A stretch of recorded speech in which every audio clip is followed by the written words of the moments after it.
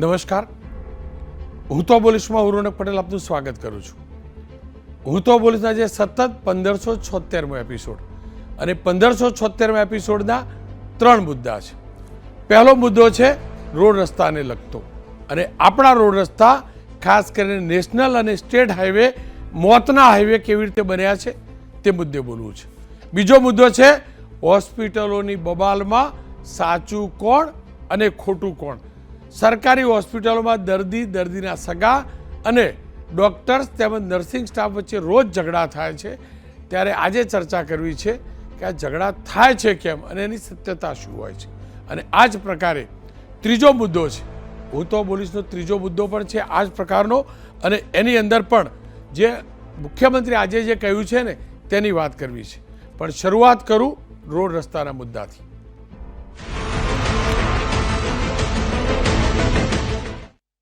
આ ચોમાસામાં એટલા રોડ રસ્તા તૂટ્યા છે, લોકોના હાડકાં ભાગે છે, ટ્રકની એક્સેલ તૂટે છે, ટાયરો ફાટે છે, લોકો પટકાય છે, હેરાન થાય છે, એસટી સમયસર પહોંચતી નથી, કામ ધંધે રોજગાર જનાર લોકોનો સમય બગડે છે, એમનો સમય સચવાતો નથી. પ્રશાસન વારંવાર, આપણા રાજ્યના ખુદ મુખ્યમંત્રી વારંવાર કહે છે, સૂચના પણ આપે છે, સ્ટેટ હાઈવે ઓથોરિટી હોય કે નેશનલ હાઈવે ઓથોરિટી, પીડબ્લ્યુડી હોય કે પંચાયત, તમામને કહે છે, પણ સુધાર થોડાક દિવસ પૂરતો જ દેખાય છે, પછીની સ્થિતિ તેના કરતાં પણ વધુ ખરાબ થાય છે. મુખ્યમંત્રી તમામ મીડિયાના અહેવાલો પર પણ નજર રાખે છે, સૂચના પણ આપે છે. રોડ રસ્તા મુદ્દે આજે મુખ્યમંત્રીએ અધિકારીઓને શું કહ્યું ને એ સાંભળી લઈએ. ઘણી વખતે આપણને જ્યારે આ ચોમાસું ને બધું આવે ત્યારે રોડની વાત કરે તો રોડની એમ કે ભાઈ આ તૂટી ગયેલા રોડ બતાવે છે. મેં કહ્યું ભાઈ પહેલા તૂટી ગયેલા રોડ નહોતા બતાવતા એટલા માટે કે રોડ જ જૂજ હતા. એટલે એ રોડ મેઇન હાઈવે જે હોય કે એવા 2-4 રોડ હોય એમાં તૂટવાનો બહુ અવસર પણ ઓછો હતો. પણ અત્યારે તમે જુઓ તો આપણે છેક ઘણા બધા તો અહીંયાથી છેક હવે વાડી સુધી રહેતા થઈ ગયા છે, અને ત્યાં સુધી કદાચ કોઈક ને કોઈક જનપ્રતિનિધિ થ્રુ ત્યાં સુધી રોડ બનાવ્યા છે. હવે રોડ બની ગયા પછી એની પર આપણે જવા આવવાનું શરૂ કરી દીધા પછી એ રોડ તૂટેલો હોય તો નહીં ચાલે. આપણને પ્રેસ મીડિયા દ્વારા જે જોતા હોઈએ છીએ તો એ આપણા માટે કે ભાઈ જ્યાં જ્યાં તૂટ્યા છે ત્યાં સુધારીને આગળ વધો, એના માટે આપણે એનામાં નેગેટિવ ક્યાંય જવાની જરૂર નથી. પણ આપણે જે રોડોનું પ્રમાણ વધારી દીધું છે તો એ રોડો પણ હવે સારા રાખવાની જવાબદારી આપણી છે ને છે, કારણ કે હવે પ્રજાજનોને ટેવ પડી ગઈ છે. મુખ્યમંત્રીની વાત સાચી છે, રોડ રસ્તાનું નેટવર્ક લાંબુ અને મોટું થયું છે, પણ ખુદ મુખ્યમંત્રીએ કહ્યું ને કે જ્યાં ક્ષતિ છે તે અધિકારીઓએ ક્ષતિ સુધારવી જોઈએ. આ ક્ષતિ અધિકારીઓની બેદરકારી, કોન્ટ્રાક્ટરો સાથેની મિલીભગત અથવા ભ્રષ્ટાચાર, આ જ 3 માત્ર કારણ છે, અને નિમિત્ત વરસાદ બને છે. નગરપાલિકા હોય, મહાનગરપાલિકા હોય કે પંચાયતના રસ્તા, આપણે તમામ લોકો એની સ્થિતિ જાણીએ છીએ. પણ આજે વાત કરવી છે માત્ર ને માત્ર સ્ટેટ અને નેશનલ હાઈવેની, અને એટલા માટે કે સ્ટેટ અને નેશનલ હાઈવે, ખાસ કરીને નેશનલ હાઈવે, ત્યાં તમામ વાહનો ટોલટેક્સ ચૂકવે છે. સ્ટેટ હાઈવે ઉપર આજે પણ કોમર્શિયલ વાહનો ટોલટેક્સ ચૂકવે છે. સ્થિતિ એ હદ સુધીની ખરાબ છે કે ગુજરાતમાં પ્રવેશીએ, રાજકોટ, માફ કરજો, રાજસ્થાનની સરહદ હોય કે મહારાષ્ટ્રની કે પછી મધ્યપ્રદેશની, તુરંત આઈડિયા આવી જાય કે ગુજરાત શરૂ થયું. એક સમય હતો એ રિવર્સ થયો છે. પહેલાં બીજા પ્રદેશમાં જઈએ ને એટલે ખબર પડે કે રસ્તા ખરાબ આવ્યા, મહારાષ્ટ્ર શરૂ થઈ ગયું, રાજસ્થાન શરૂ થઈ ગયું. પણ હવે સ્થિતિ અલગ છે, અને આવું નથી કહેતો, ખુદ ભારતીય જનતા પક્ષના નેતાઓ કહે છે. ગુજરાત મહારાષ્ટ્રની બોર્ડરનો જિલ્લો એટલે વલસાડ જિલ્લો. વલસાડ જિલ્લા પંચાયતના પ્રમુખ સાથે સ્થાનિક તાલુકા પંચાયતના પ્રમુખ બંને બીજેપીના છે. જિલ્લા પંચાયતના પ્રમુખ મનહરભાઈ પટેલ અને કપરાડા તાલુકા પંચાયતના પ્રમુખ હીરાબેને આજે રીતસરનો મોરચો માંડ્યો. આવું અત્યાર સુધી કોંગ્રેસ કે વિપક્ષના નેતાઓ કરતા હતા, પણ આપ જુઓ છો ને, આ નેશનલ હાઈવે છે. નેશનલ હાઈવે ઉપર જે ઉમરગાંવથી અંબાજી સાઈડનો જે આદિવાસી બેલ્ટ ઉપરનો નેશનલ હાઈવે છે ત્યાંની આ સ્થિતિ છે. ત્યાં જિલ્લા પંચાયતના પ્રમુખ ધરણા કરે છે, ધરણા ધરે છે. આ હાલત જુઓ, અને કેમ ધરણા ન ધરે? હાલત જુઓ આ રોડની. જિલ્લા પંચાયતના પ્રમુખ કહે છે થાક્યા છીએ હવે રજૂઆત કરીને, સાંસદને રજૂઆત કરી, ધારાસભ્યને રજૂઆત કરી, પણ હાલત સુધરતી નથી. અને હું ફરીથી સ્પષ્ટતા કરી દઉં, મનહરભાઈ પટેલ વલસાડ જિલ્લા પંચાયતના પ્રમુખ છે, ભારતીય જનતા પક્ષના સૈનિક છે, ભારતીય જનતા પક્ષના નેતા છે, છતાં પણ સિસ્ટમ સામે તેમને ન છૂટકે બોલવું પડી રહ્યું છે. આવો સાંભળીએ ધરણા પ્રદર્શન કરનારા મનહરભાઈ પટેલ, વલસાડ જિલ્લા પંચાયતના પ્રમુખે શું કહ્યું. આ ખાડા પૂરવા માટે જ વિરોધ કર્યો. અહીંયા જે લોકોને પડતી મુશ્કેલી છે, લોકો મરી પણ ગયા છે, કોઈના હાથ ભાંગી ગયા, એના માટે આ કરવા પડ્યું. આ 1-1.5 મહિનાથી ખાડા પડેલા છે, પરંતુ આ અધિકારીઓના મેળાપીપણામાં આ ખાડા પૂરતા નથી. રજૂઆત અધિકારીને આજે સવારે જ મેં કરી. હું જ્યારે આ રોડ પર નીકળ્યો ત્યારે અધિકારી અણઘડ જવાબ આપ્યો મને, એટલા કારણે આ મારે ધરણા પર બેસવાની ફરજ પડી. જિલ્લા પંચાયતના પ્રમુખની વાત પૂર્ણતઃ માનવી પડે, કારણ કે રોડની હાલત આપણે જોઈ છે. રોડની હાલત જોઈ શકો. આ હાઈવે છે, આ મુખ્ય હાઈવે છે. ખુદ વલસાડના કલેક્ટર કહી ચૂક્યા છે કે હવે એક્સિડન્ટ થશે, કોઈનું મોત થશે તો જે તે કોન્ટ્રાક્ટર ઉપર કેસ દાખલ થશે. પણ હવે તમને એ રોડ બતાવું છું, નેશનલ હાઈવે 48 અમદાવાદ મુંબઈનો હાઈવે. અને આ ભાગ જે છે ત્યાં ટોલ બૂથ જે આવે છે ને, તે ટોલ ભરવાની અંદર દેશમાં બીજા ક્રમાંકનું છે વલસાડનું.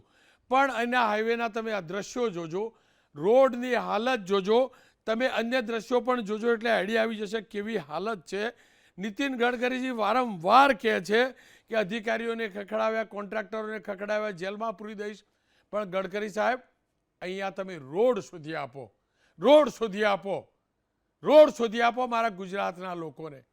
રોડ ક્યાં છે, રોડની અંદર ખાડા ક્યાં છે, એ રોડની લંબાઈ વધુ કે ખાડાની લંબાઈ વધુ, એટલું જ નહીં. તમે ક્લોઝ વિડીયો જોજો, એની અંદર તો તમને સ્પષ્ટ દેખાશે ખીલાસરી ઉખડી ગઈ છે, આખીને આખી ખીલાસરી ઉખડી ગઈ છે.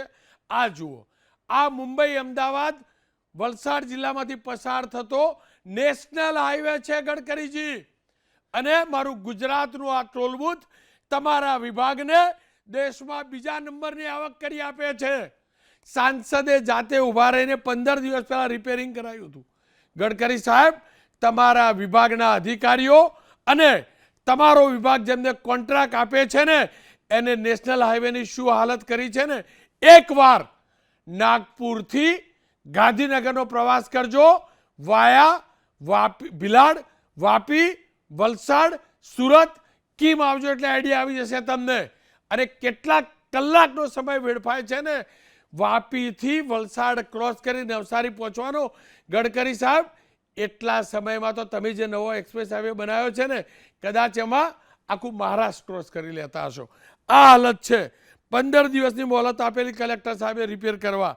અહીંયા હાલત જુઓ તમે, કોન્ટ્રાક્ટરે કપચી નખી સંતોષ માણ્યો.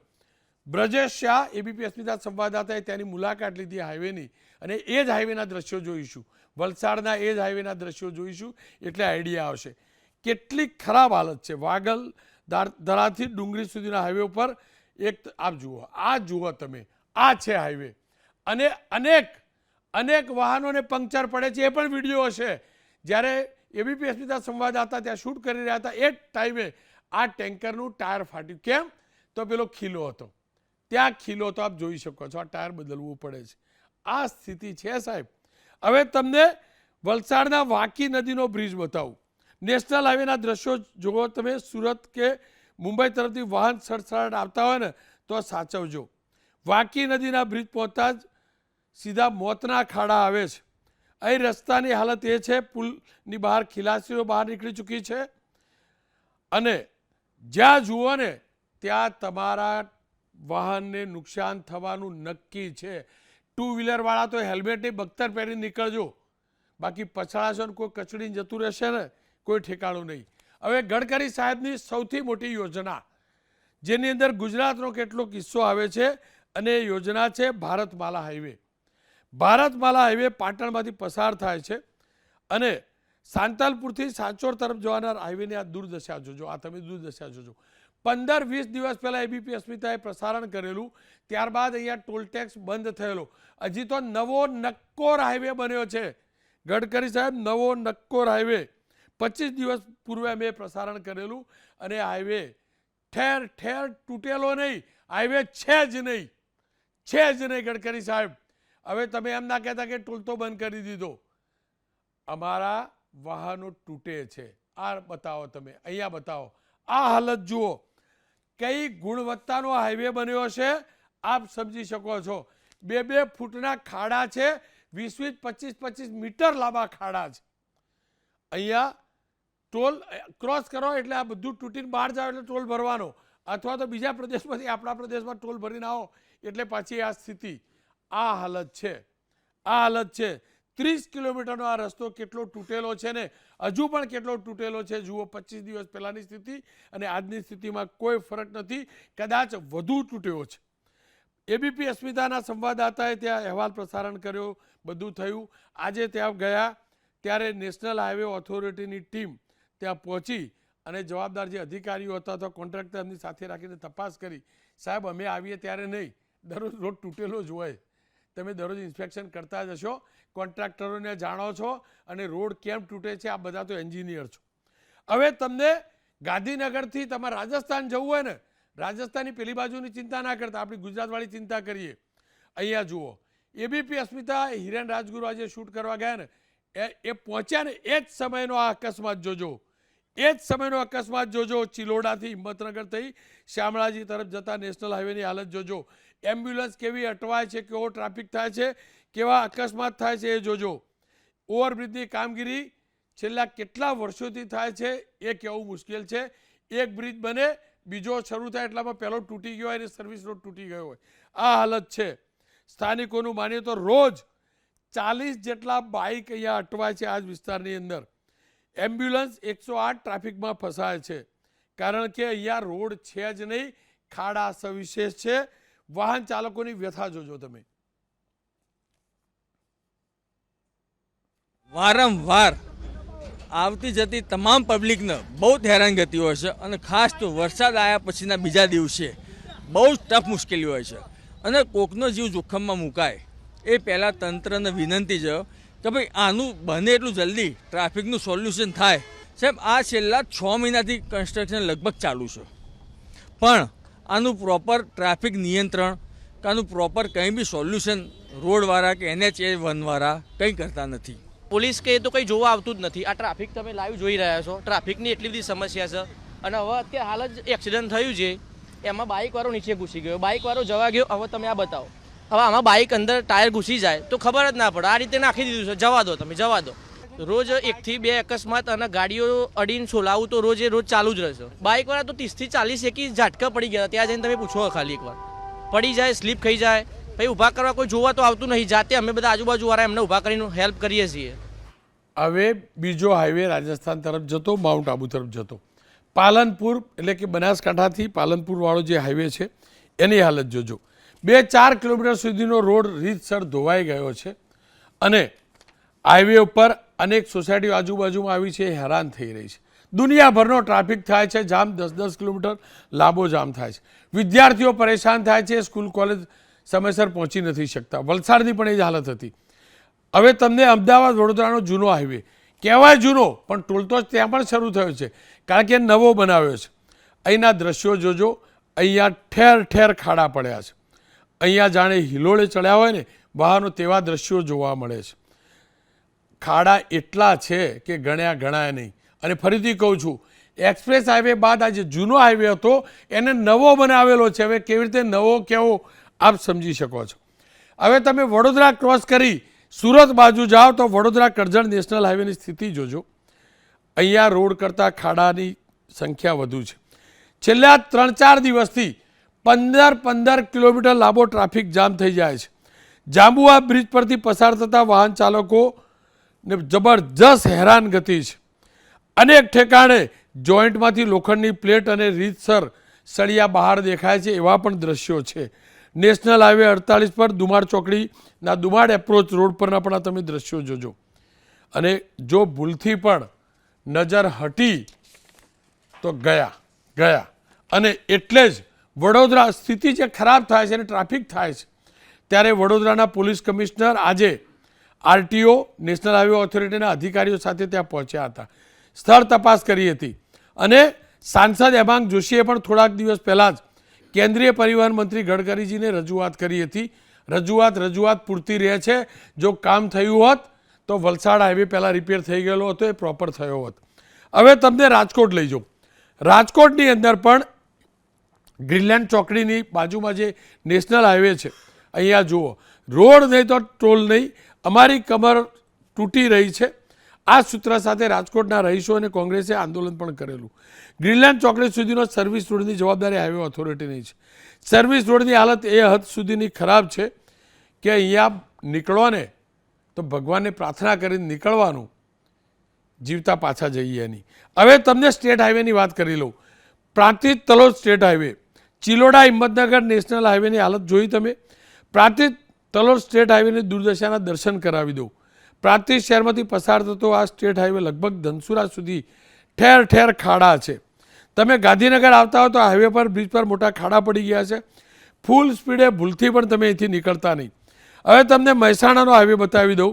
પાલાવાસણા હડુઆ સ્ટેટ હાઈવે, આ જોઈ લો. પાલાવાસણા ચોકડીથી હડુઆ વચ્ચેનો આ રસ્તો બાયપાસને જોડતા રોડ પર ઠેર ઠેર ડાયવર્ઝન છે, પણ ડાયવર્ઝન પછી પણ રસ્તો તો સારો નથી જ. મોડાસા શામળાજી સ્ટેટ હાઈવેની વાત કરી લઉં. અરવલ્લીના મોડાસા શામળાજી સ્ટેટ હાઈવેના દ્રશ્યો સ્ક્રીન ઉપર જોજો. એડવેન્ચર એક્ટિવિટી કરતા હોય ને તમે, એવી અનુભૂતિ અહીંયા તમને થશે. જબરજસ્ત રોમાંચ મળશે. એ વાત અલગ છે કે રોમાંચમાં તમારા હાડકાં તૂટશે અને તમારું વાહન તૂટશે. બનાસકાંઠાના પાલનપુર ટકરાવડા સ્ટેટ હાઈવે જોજો, એની પણ દુર્દશા જોજો. ઠેર ઠેર ખાડા છે, ઠેર ઠેર ખાડા છે, લોકો હેરાન થઈ રહ્યા છે. ડાકોર ગોધરાને જોડતો સ્ટેટ હાઈવે જોજો. ગુજરાત ગતિશીલ ગણાય છે, પણ અહીંયા ગતિ તમારા જીવનને છેક ઉપર સુધી લઈ જશે એની ગેરંટી છે. ગમે ત્યારે પછડાશો તો. થોડાક સમય પહેલાં જ અહીંયા રિસર્ફેસિંગ કરવામાં આવ્યું હતું. કોને કર્યું, કેવી રીતે કર્યું, જાજુ બોલવું નથી. અમદાવાદ ખેડા સ્ટેટ હાઈવે ડિસ્કોથેક છે, રીતસર ડિસ્કોથેક. અહીંયા 1 મહિના પહેલાં જ નવીનીકરણ થયું છે. 1 કિલોમીટરના રસ્તા ઉપર તમે પૂરી મજા લઈ શકશો. ડિસ્કો કરતાં ગમે ત્યાં પછડાઈ શકશો. આ હાલત જોઈ શકો છો. અનેક ઠેકાણે ખાડા છે. ખેડાથી દરરોજના હજારોની સંખ્યામાં લોકો નોકરી ધંધાર્થે અહીંયા આવે છે. રાજકોટ ભાવનગર હાઈવેની હાલત જોજો. સ્ટેટ હાઈવે છે, 100 કરોડના ખર્ચે માત્ર 7 વર્ષ થયા છે. એની આ હાલત જોજો. રીતસર ડોલતા પસાર થતા હોય ને તેવું લાગશે. 100 જેટલા ગામડા આવે છે આ રોડ ઉપર. તમામ ગામના લોકોની એક જ ભાગ છે, રસ્તો સત્વરે રિપેર કરવામાં આવે. હવે સુરતની બહાર નીકળવાની જે સ્ટેટ હાઈવે કડોદરા તમે નેશનલ હાઈવે પર જો ત્યાં સુધીનો હાઈવે જોજો. સહારા દરવાજાથી આ હાઈવેની હાલત જોજો. જેવા શહેરમાંથી બહાર નીકળવાની એટલે હાલત જોજો. હવે તમને અમદાવાદનો રિંગ રોડ બતાવી દઉં. ઓરડા હસ્તક રિંગ રોડની દશા જોઈ લેજો. રિંગ રોડની સ્થિતિ આ સોમવારના દ્રશ્યો છે. ભૌમિક વ્યાસ એ સમયે ત્યાં ટીમ સાથે હતા. એમની હાજરીમાં ખાડામાં અનેક લોકો પટકાયા છે. તમે આ વિડીયો જોજો. રિંગ રોડ છે, SP ring road, Sardar Patel સાહેબનું નામ આપેલો આ રિંગ રોડની હાલત જુઓ તમે. આ હાલત જુઓ. હવે તમને ભૂવા કેવા પડે છે એ પણ હાઈવે ઉપર, સરખેજ ઉજાલા હાઈવે પર રેલવે બ્રિજ ઉપર આ ભૂવો પડેલો એના પણ દર્શન કરી લેજો. અહીંયા ભૂવો પડ્યો છે. કોઈ પણ વ્યક્તિ રાત્રે અહીંયા પટકાશે. હું અત્યારે પ્રસારણ કરી રહ્યો છું. જે પણ સંલગ્ન ઓથોરિટી હોય અહીંયા બેરિકેડ્સ લગાવજો, નહીતર કોઈ પટકાશે અને આ ભૂવો સીધો એને નીચે લઈ જશે. હવે ખાડા પુરાણની અંદર પણ જે હાલત છે એ કામગીરીમાં રીતસર વેઠ ઉતારવામાં આવે છે. એસજી હાઈવે પર ડામર અને કપચીથી ખાડા પૂરવાના બદલે ઝીણી કપચી નાખીને વાર્તા પૂરી કરી દેવામાં આવે છે. આપ આ દ્રશ્યો જોઈ શકો છો. અને એટલે જ લાગ્યું કે આ મુદ્દે ચર્ચા કરવી જરૂરી છે. સ્ટેટ ઓથોરિટી અને નેશનલ હાઈવે ઓથોરિટી બંને સુધી આ વાત પહોંચાડવી જરૂરી છે. માર્ગ મકાન વિભાગ ગુજરાત સરકારનો અને ગડકરી સાહેબનો વિભાગ બંને સાથે વાત પહોંચાડી છે. 2 ગેસ્ટ જોડાયા છે, બંનેને પ્રસારિત કરીશું. આપણે અમિતભાઈ ઠાકર છે, ધારાસભ્ય છે. અમિતભાઈ વ્યસ્ત હતા, મોદી સાહેબના ભાષણ સાંભળતા હતા, લોકસભામાં એમનું સ્પીચ હતી. અમિતભાઈ ગેલાણી કમિટી મેમ્બર છે અખિલ ગુજરાત ટ્રક ટ્રાન્સપોર્ટ એસોસિએશનના. ગેલાણી સાહેબ, તમારાથી શરૂઆત કરવી છે. કેટલો ખર્ચો વધ્યો છે તમારા વ્યવસાયની અંદર, ટ્રાન્સપોર્ટના વ્યવસાયમાં, અને હેમખેમ ગાડીઓ પરત પહોંચે છે કે પછી લોચા જ છે? પહેલી વાત તો ગાડીઓ સમયસર પાછી નથી આવતી, કારણ કે અહીંયાથી સપોઝ મારો રૂટ છે સૌરાષ્ટ્રનો, રાજકોટ માટે નીકળી હોય તો પહેલાં તો અહીંયાથી બગોદરા જઈને જ ગાડી ત્યાં ટ્રાફિકમાં સ્ટક થઈ ગઈ હોય. હવે ક્યારે રાજકોટ પહોંચે, મોટાભાગના સિટીમાં શું હોય છે કે સવારે 8થી લઈને રાતના 10 વાગ્યા સુધીની નો એન્ટ્રી છે, એટલે આ સમય જો વેડફાઈ જાય રસ્તામાં તો ગાડી સમયસર પહોંચે નહીં, એટલે એ દિવસે ગાડી અમારી અનલોડ થાય નહીં. બીજા દિવસે એ ગાડી અનલોડ કરે એટલે શું થાય કે મહિનામાં 10 ટ્રીપ જે થવાની હોય એ ટ્રીપો 5 ઉપર આવી ગઈ. એટલે પહેલો લોસ તો અમને ફ્રીક્વન્સીનો ગયો. બીજો લોસ હોય છે કે કોઈ પણ ટ્રીપ કરીને ગાડી આવે એટલે તરત એને વર્કશોપમાં ચેક કરાવવી પડે. ક્યારેક પાટા તોડીને આવી હોય, ક્યારેક એક્સલ તોડીને આવી હોય, ક્યારેક ટાયરમાં કટ પાડી દીધા હોય. એટલે આ બધા પ્રશ્નો રોજે રોજના છે. એટલે ગાડી આવે એટલે પહેલાં એને ચેક કરવી પડે કે ભાઈ એની અંદર શું ભાંગતૂટ થઈ છે. હવે આ વસ્તુ જ દાખલા તરીકે રસ્તામાં એક્સલ તૂટી હોય તો જે ખર્ચો અમદાવાદમાં ફોર એક્ઝામ્પલ 5000નો થાય, એ જ વસ્તુ અમારી રોડ ઉપર બને તો અમારે એને બ્રેકડાઉન તરીકે ટ્રીટ કરીએ એટલે 10,000 રૂપિયા ખર્ચો પહોંચી જાય. પ્લસ એક્સલ તૂટી હોય એટલે પાછળના બધા વેહિકલો ટ્રાફિક જામમાં ફસાઈ જાય. આ બધા રોજે રોજના પ્રશ્નો છે. અવારનવાર અમારા ટ્રાન્સપોર્ટ એસોસિએશને પણ રજૂઆત જે તે કન્સર્ન ઓથોરિટીને કરેલી છે, તો હજુ સુધી આનો કોઈ યોગ્ય નિકાલ આવેલો નથી. ગેલાણી સાહેબ, સ્ટેટ હાઈવે સારા કે નેશનલ હાઈવે? બે વચ્ચે કમ્પેરિઝન કરીએ તો કયા અત્યારે તો શું નુકસાન કરે? એક પણ રસ્તા સારા નથી. એક પણ રસ્તા, સ્ટેટ હાઈવે હોય કે નેશનલ હાઈવે હોય.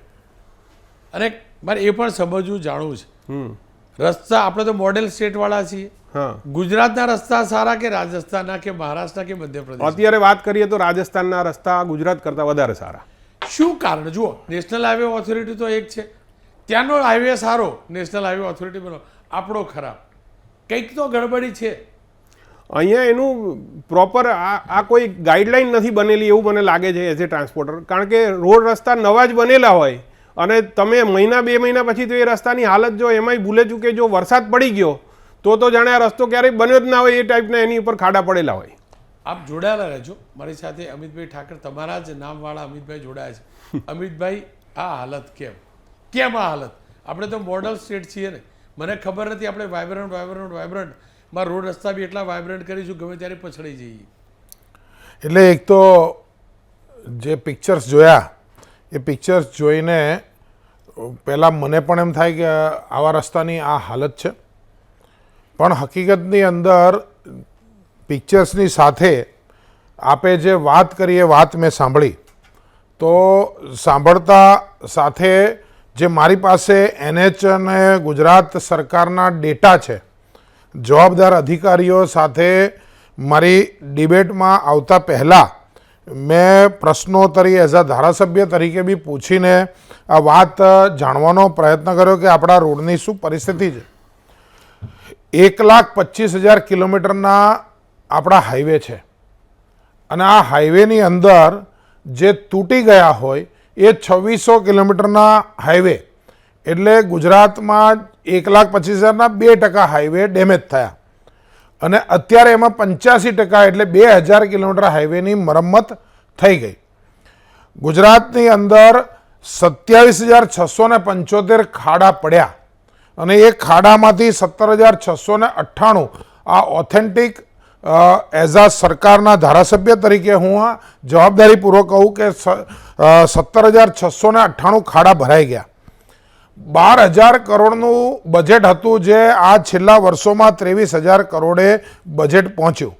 જે નેશનલ હાઈવેમાં જે ડેમેજ છે એ ડેમેજ 89.1 કિલોમીટરનું ડેમેજ હતું, જે 27/7ના રોજ હતું, જે 28 તારીખે વધારે 2 કિલોમીટરનું ડેમેજ જે 28 થયું અને 28મીએ જે કામ શરૂ કર્યું એ 91 કિલોમીટરનું જે ડેમેજ હતું એમાંથી 71 કિલોમીટરનું ડેમેજ એ અત્યાર સુધીમાં કવર કરવામાં આવ્યું છે. આપે જે વાત કરી કે ભારતમાલા જે પ્રોજેક્ટ છે આ ભારતમાળા પ્રોજેક્ટ ઉપર 24 ને 25 જૂને જે જબરજસ્ત વરસાદ પડ્યો આ વરસાદના કારણે જે 31 કિલોમીટરનો ભારતમાલાનો બનાસકાંઠા રાધનપુરવાળો જે રોડનો પેસેજ છે આ 31 કિલોમીટરના પેસેજમાં નુકસાન થયું અને નુકસાન થવાના જે કામ છે એના ઉપર આઈઆઈટીના તજજ્ઞને બોલાવીને તપાસ થઈ. ઇજનેરદારના ટેન્ડરની અંદર જ આવે છે એના પૈસે જ અત્યારે એનું રિપેરિંગ ચાલુ છે. બીજું તમે વાત કરી શામળાજી અને મોટા ચિલોડાની વચ્ચે આની વચ્ચે ચેતક એન્ટરપ્રાઇઝ નામના કોન્ટ્રાક્ટરને આનો કોન્ટ્રાક્ટ મળ્યો હતો જે 11/3/24ના રોજ એનું ટેન્ડર સસ્પેન્ડ કરાયું. એની જગ્યાએ નવા કોન્ટ્રાક્ટરને 6ઠી ઓગસ્ટે કામ અપાયું અને અત્યારે ત્યાં જે સહકારી જીન 4 રસ્તા છે મોતીપુરા સર્કલના ફ્લાયઓવર છે આ બધું ખુલ્લું મૂકવામાં આવ્યું.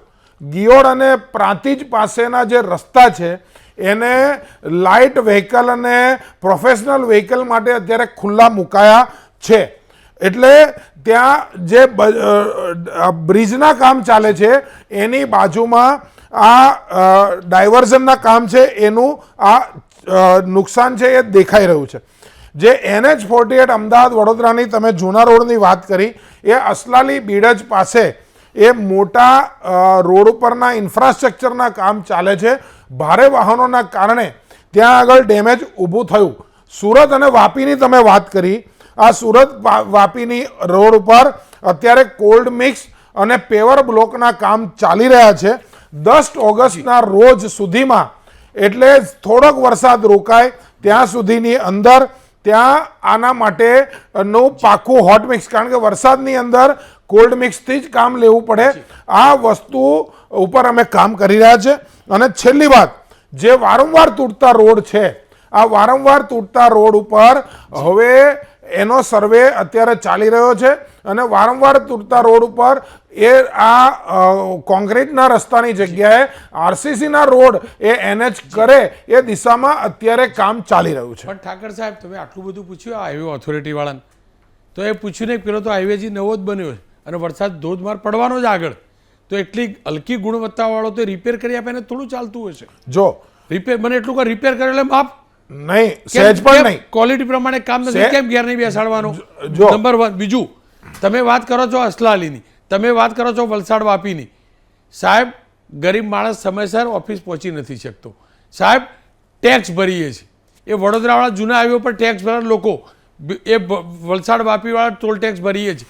તમારી જે સિસ્ટમ હોય સરકારની જે સિસ્ટમ હોય રોડ સારો નથી આપતા તો ગડકરી સાહેબ બોલતા હતા कि अच्छी सड़कें चाहिए प्रीमियम सड़कें चाहिए तो टोल टैक्स तो होगा तो આપણે પણ નાગરિક તરીકે કહીએ ને टोल टैक्स चाहिए तो अच्छी सड़कें तो देनी पड़ेगी.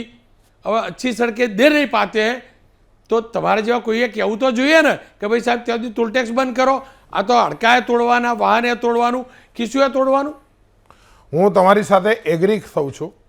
મુદ્દો એટલો જ છે કે આપણે ત્યાં જે પ્રકારે શાસન અત્યારે અમે લોકો છીએ શાસનની અંદર ટેન્ડર બહાર પડે ટેન્ડરમાં કોન્ટ્રાક્ટર ટેન્ડરની શરતોના આધારે ટેન્ડર ભરે રસ્તા જો તૂટે તો ટેન્ડરની શરતના આધારે જ એના ઉપર પગલાં લેવાય. એના કામમાં ખામી દેખાય તો એ હંમેશ માટે બ્લેકલિસ્ટ થાય એ બહાર નીકળી જાય જિંદગીમાં ધંધો ના કરે. પરંતુ જ્યારે ચાલુ કામની અંદર તમે જે વાત કરી એ 31 કિલોમીટરનો જે પેચ છે આ પેચની અંદર જ ભારતમાલાની અંદર નુકસાન થયું છે અને એ કોન્ટ્રાક્ટરે જે કરી રહ્યો છે એને કરવું જ પડે એને અને એ કોન્ટ્રાક્ટરની અત્યારે કામ કરાવી અને આ જેવો વરસાદ પતે એટલે એની ટેન્ડરની જ શરતોને આધીન એની ઉપર બધા જ કડકમાં કડક પગલાં અને જો આવું વારા ઘડીએ ક્યાંક ને ક્યાંક એના બીજા કામમાં થયું હશે તો એ ફરીથી ધંધો ન કરી શકે એ દિશાની અંદર કોઈ મિનમેખ રાખવાની જરૂર નહીં એની કાર્યવાહી થઈ જ રહી છે. ગેલાણી સાહેબ જુઓ આ ઠાકર સાહેબે તમારા સેમ નામવાળા ભાઈએ એ જવાબ ના આપ્યો ટોલ ના લેવો જોઈએ પણ મારે તમને એટલું તો પૂછવું ને, અને આપણે અમિતભાઈને કહીએ ને નીતિનભાઈ સુધી વાત પહોંચે, ગડકરી સાહેબ. આપણા તો આ નીતિનભાઈ નથી હાલ PWD મિનિસ્ટર, પણ પેલા નીતિનભાઈ દેશના આખા મંત્રી. પણ એવું અમિતભાઈને- કહેવાય કે હાઈવે તૂટેલો હોય, હાઈવેના કારણે વાહનને નુકસાન થાય તો એ ટોઈંગ કરી આપે, બધું કરી આપે છે ખરા?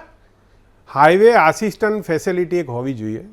કારણ કે આ જે અમિતભાઈએ વાત કરી એમાં હું પૂરો સહમત એટલા માટે નથી કે આ પર્ટિક્યુલર કોઈ એક રોડની આપણે વાત નથી કરી. પર્ટિક્યુલર કોઈ એક રોડની આપણે વાત જ નથી કરી. તમે હમણાં આપણે જે જોઈ એમાં બધા અલગ અલગ સિટીની સાથે સંકળાયેલા રોડ છે, તો શું બધા રોડની ગુણવત્તા એક સરખી જ નબળી નીકળે અને એના ઉપરથી હેવી વ્હીકલ્સ નીકળે તો શું આપણે રોડ બનાવીએ ત્યારે આપણા ધ્યાનમાં ના હોય કે ભાઈ આ કેટલા GVW સુધીના વાહનો આ રોડ ઉપર ચાલવાના છે, તો આપણે એ પ્રમાણેના રોડની ગુણવત્તા ના રાખવી જોઈએ? નહીં અમિતભાઈ, શું થતું હોય છે, તમારી વાત સાચી ને, હું બી એક નાગરિકની જેમ આ પ્રકારનું ક્યાંક રોડમાં ડેમેજ થાય તો અમે બી ગાડી લઈને નીકળતા હોય, અમને બી એ સમયે સ્વાભાવિક છે ગુસ્સો આવતો બી હોય છે.